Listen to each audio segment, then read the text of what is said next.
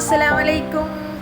ഞാൻ ഇന്ന് വന്നിരിക്കുന്നത് എല്ലാവർക്കും ഇഷ്ടപ്പെടുന്ന ഓലനും കൊണ്ടാണ്. അത് ഞാൻ ഇന്ന് ഉണ്ടാക്കുന്നത് നമ്മളെ മത്തം വെച്ചിട്ടാണ്. മത്തനും അതേപോലെ മമ്പയർ, വെളുത്ത മമ്പയറുണ്ടല്ലോ അത്, പിന്നെ പച്ചമുളക്, കറിവേപ്പില എല്ലാം ചേർത്ത് തേങ്ങയുടെ രണ്ടാം പാലും ചേർത്ത് നമ്മൾക്ക് കുക്കറൊന്ന് അടച്ചിട്ട് ഇതൊന്ന് വേവിച്ചിട്ടെടുക്കണം. ഇടയ്ക്കിടയ്ക്ക് നമ്മൾക്ക് എപ്പോഴും ചിക്കനും മട്ടനും ഒന്നും കഴിക്കാതെ ഇതേപോലെ ഇടയ്ക്കിടയ്ക്ക് നല്ല പച്ചക്കറികളിലെ പലതരത്തിലുള്ള കറികളും ഉണ്ടാക്കാൻ പറ്റും. എല്ലാം ഉണ്ടാക്കി എല്ലാവരും കഴിക്കാൻ വേണ്ടി നോക്കാം.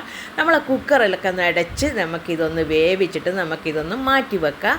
ഞാൻ വേറൊരു പാത്രം അടുപ്പത്ത് വെച്ചിട്ടുണ്ടായിരുന്നു. അതിലേക്ക് വേവിച്ച് വെച്ച മത്തനും പയറൊക്കെ നമുക്ക് അതിലേക്ക് ഒന്ന് ചേർത്ത് കൊടുക്കാം. ചേർത്ത് കൊടുത്തതിന് ശേഷം നമ്മൾക്ക് അതിലേക്ക് കുറച്ച് ഒരു 5-8 വെളുത്തുള്ളി നല്ലതുപോലെ ചതച്ചതും 2 പച്ചമുളക് നടുവേ കീറിയതും അതും ചേർത്ത് കൊടുത്തതിന് ശേഷം നല്ലതുപോലെ ഇളക്കി കൊടുക്കുക. പിന്നെ അതിലേക്ക് നമ്മൾക്ക് തേങ്ങയുടെ 1-ാം പാലും ചേർത്ത് കൊടുക്കാം. 1-ാം പാൽ ചേർത്ത് കഴിഞ്ഞാൽ കൂടുതൽ തിളപ്പിക്കാതെ ഒന്ന് സൈഡിലൊക്കെ ഒന്ന് അപ്പുറം ഇപ്പുറമൊക്കെ ഒന്ന് തിള പൊട്ടി കഴിയുമ്പോൾ അതിലേക്ക് കുറച്ചധികം തന്നെ കറിവേപ്പില ചേർത്ത് കൊടുക്കാം. പിന്നെ അതിൻ്റെ മുകളിലേക്കായിട്ട് നല്ല പച്ച വെളിച്ചെണ്ണ അങ്ങ് ഒഴിച്ച് കൊടുത്തു കഴിഞ്ഞാൽ കറിൻ്റെ മണം അമ്പടി കിടക്കും കേട്ടോ.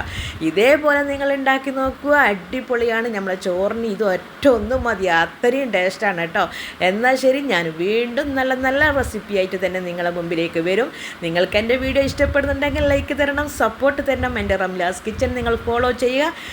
എന്നാൽ പിന്നെ നമ്മൾക്കൊന്ന് പോയിട്ടൊന്ന് ചോറൊന്ന് കഴിച്ച് നോക്കിയാലോ. എന്നാൽ ശരി, നിങ്ങൾ എല്ലാവരും ഉണ്ടാക്കി നോക്കിയതിന് ശേഷം അഭിപ്രായം പറയാം. എന്നാൽ ശരി, വീണ്ടും നല്ലൊരു വീഡിയോ ആയിട്ട് വരുന്നത് വരെ എല്ലാവരോടും അസ്സലാമു അലൈക്കും. Thank you.